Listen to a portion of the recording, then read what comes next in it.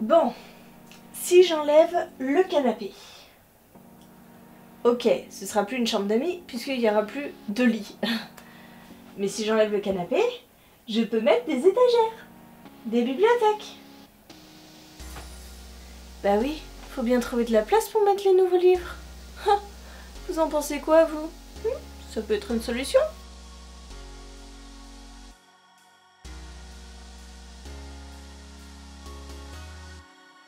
Bonjour tout le monde, c'est Maud, on se retrouve pour une nouvelle vidéo, un nouveau book haul. Voilà, c'est la cata, il y en a de partout.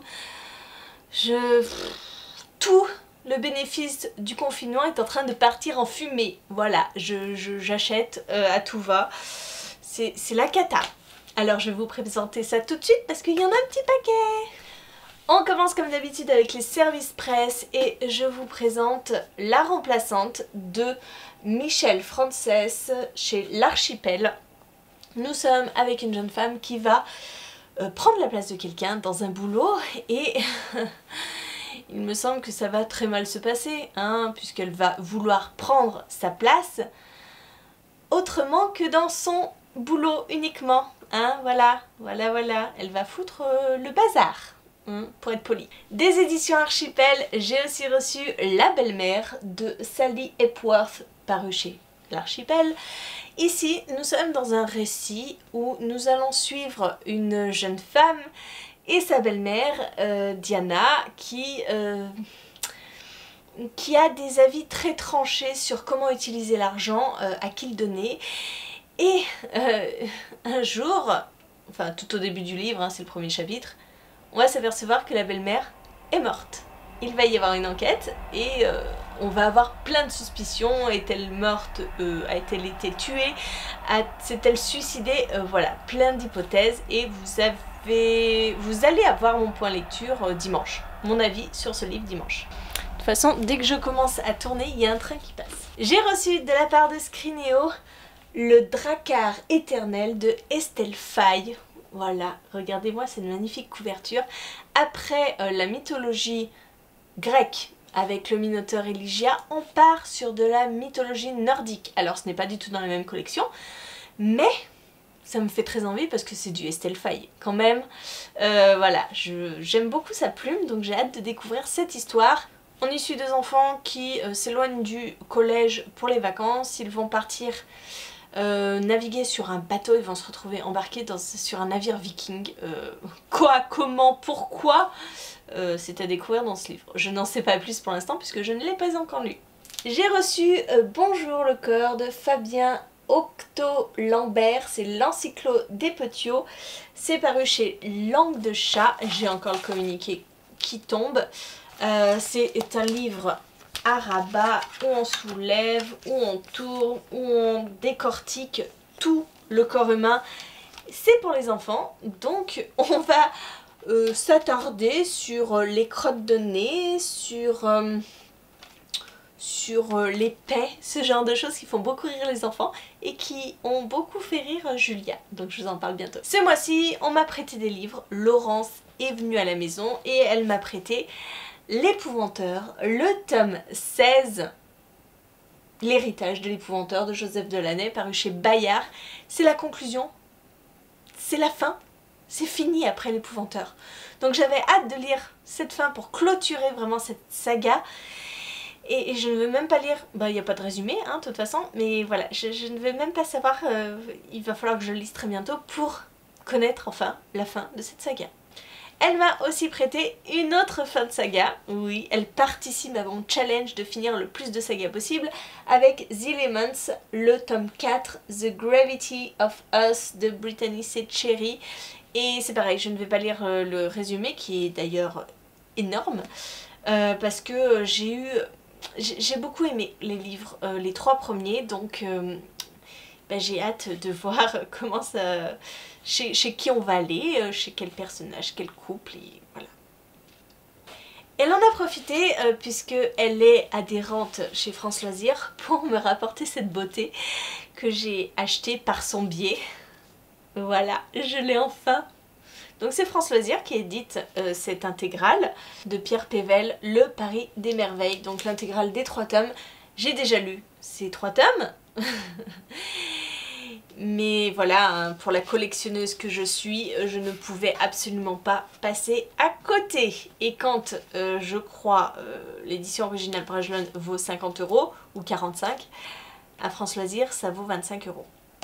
Donc voilà, j'en ai profité et je lui ai demandé de me le prendre. Et elle se l'est pris aussi. Donc voilà, il est beau, il est trop beau. Bon, on va parler achat neuf. Oui, j'ai complètement craqué. J'ai fait une petite commande chez MXM Bookmark. Et donc, j'ai commandé le tome 3 et le tome 4 d'Accords corrompus. Donc, Rêve de feu, le tome 3, et Rêve de liberté de Kelly Sinclair, paru chez MXM Bookmark dans la collection Onirique. Voilà, j'ai terminé cette saga. Vous le savez si vous avez vu mes points lecture, je l'adore cette saga. Et je suis très contente de l'avoir en papier. À la FNAC, j'ai fait une petite commande. Enfin petite, tout est relatif. Je me suis pris Maybe Now de Colleen Hoover, paru chez Hugo Roman dans la collection New Romance. Parce que Maybe Someday, c'était un coup de cœur pour moi. L'autre... Le petit livre bof, mais là c'est quand même la suite directe de Maybe Someday, donc je ne pouvais pas passer à côté et je ne pouvais pas attendre qu'il sorte en poche, alors que j'ai Maybe Someday en poche. Voilà, donc je l'ai pris, hein, écoutez, voilà, j'ai trop hâte de rejoindre à nouveau Sydney et Ridge, voilà. C'est à tel point que j'aime ce livre que je me souviens encore du nom des personnages, parce que la moitié du temps, j'oublie tous les noms des personnages. Et là, ça revient tranquille, c'est pour dire. Je me suis pris le manga The Promised Neverland, le tome 14 de Kayu Shirai et Pozuka Demizu, paru chez Kazé. Parce que voilà, c'est une saga manga que je suis, une des rares que je suis, donc je me suis procuré le dernier tome qu'il me reste à lire, puisque je suis au 13. Je suis à jour. Je me suis procuré Polonia, donc c'est le tome 1 de la saga de l'armée de sang de Oksana Hope, paru chez Plume Blanche, parce que je suis Oksana Hope depuis pas mal de temps maintenant. Je l'ai découverte avec Les Bones Tunnels, une saga que j'aime beaucoup. J'avais commencé aussi son autre saga Go to Hell, j'avais lu le premier tome. Et ça me faisait franchement envie de commencer cette nouvelle saga qui je crois est en 2 tomes. Donc au final, voilà, ça va aller vite. Et j'ai très hâte de lire ce livre. J'ai hâte de découvrir Polonia et son aventure. Et là, ma raison m'a dit fini des sagas. Donc je me suis pris le tome 2 de Je suis Adèle Wolf de Ryan Grodin, paru chez MSK, parce que j'avais lu le tome 1, je crois l'année dernière, et que je m'étais dit, il faut que je finisse cette saga, c'est en 2 tomes, allons-y. Donc, je me le suis procuré, hein, puisque nous sommes dans une uchronie, où le Führer a étendu son pouvoir, hein, sur le monde, voilà. Et ensuite Adèle Wolf qui veut assassiner le Führer. Enfin, Adèle Wolf. Enfin, c'est plus compliqué que ça, hein, mais je vous laisserai au pire voir mon avis sur le tome 1. Et toujours dans l'optique de finir une saga, le tome 4 des Messagers des Vents, le 5e artefact de Clélie Avi, paru chez MSK. Tiens, je remarque que j'ai pris 2 MSK. Sans faire exprès. C'est pareil, c'est le dernier tome de cette saga fantasy avec les éléments, hein, le feu, la terre, l'eau et je suis une quiche parce que je me souviens même plus des éléments que j'ai dit juste avant. Voilà. C'est pas grave, hein, on va y arriver. Donc voilà, j'ai hâte de terminer cette saga, il faudra que je recontacte ma partenaire de LC, mais je le finis cette année. Voilà, cette année. Comme si ça ne suffisait pas, je suis allée faire un tour à Easy Cash et je suis revenue avec Le Château des Étoiles, le tome 1, 1869, La Conquête de l'espace, de Alex Alice, paru chez Rue de Sèvres. J'ai feuilleté cette BD et je l'ai trouvée magnifique. Donc, je l'ai prise, elle était à 2,99 €. Voilà. Il ne m'en faut pas plus et puis on verra si je continue ou si je la prends à la bibliothèque. Je me suis aussi trouvée de sang et de rage de Tommy Adeyemi. C'est paru chez Nathan. Est-ce que c'est Nathan? Est-ce que c'est Nathan? C'est les éditions de Noël. Donc c'est, voilà, France Loisirs. Voilà, c'est la collection France Loisirs. Hein. Voilà, il est en très bon état. Alors je l'ai payé un peu cher, je l'ai payé 7,99 €. Mais je crois que le roman, déjà, grand format, était beaucoup plus cher. Et puis bon, il me faisait très envie et quand je l'ai vu, bah... Oh, voilà, même avec le prix un peu élevé, parce que bon, en occasion, je paye rarement ce prix-là, j'ai pas pu résister. Donc voilà, il est dans ma palle et c'est un beau bébé. Il est gros, il est gros. Voilà, j'en ai terminé pour mes achats, hein, mes réceptions.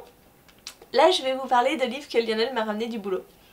Voilà, voilà, toujours dans le bac, quand vous achetez 2 livres, un offert pour certaines maisons d'édition, et bien il a encore pioché dedans et il m'en a ramené un petit paquet. Est-ce que je vais les lire? On verra bien, hein, c'est toujours la même question. Certains m'ont fait la réflexion que je pourrais en faire profiter des gens et faire des concours. J'y ai pensé, mais vous envoyer un livre par un livre, ça va me coûter très très cher. Je m'étais dit que pour les 5 ans de la chaîne, puisque nous avons fêté les 5 ans de la chaîne au mois d'août cette année, j'allais vous faire profiter de ces livres offerts et que j'allais vous faire un énorme carton et tout envoyer. Un gros carton à gagner et je vous envoyais ça. Je n'ai pas encore eu le temps de m'organiser, mais ça va être le but. Bon, alors, Lionel m'a ramené La chute des princes de Robert Goulric, paru chez 10-18. Comme d'habitude, je ne sais absolument pas de quoi parlent ces livres, donc je vous en parle très très rapidement. Mensonge sur le divan de Irving Yalom, chez le livre de poche. La jeune fille à la perle de Tracy Chevalier, paru chez Folio. Celui-là, je l'ai déjà lu, mais je ne crois pas l'avoir dans ma bibliothèque. Et je l'ai déjà lu, j'avais bien aimé. La rose dans le bus jaune de Eugène Ebaudet, paru chez Folio.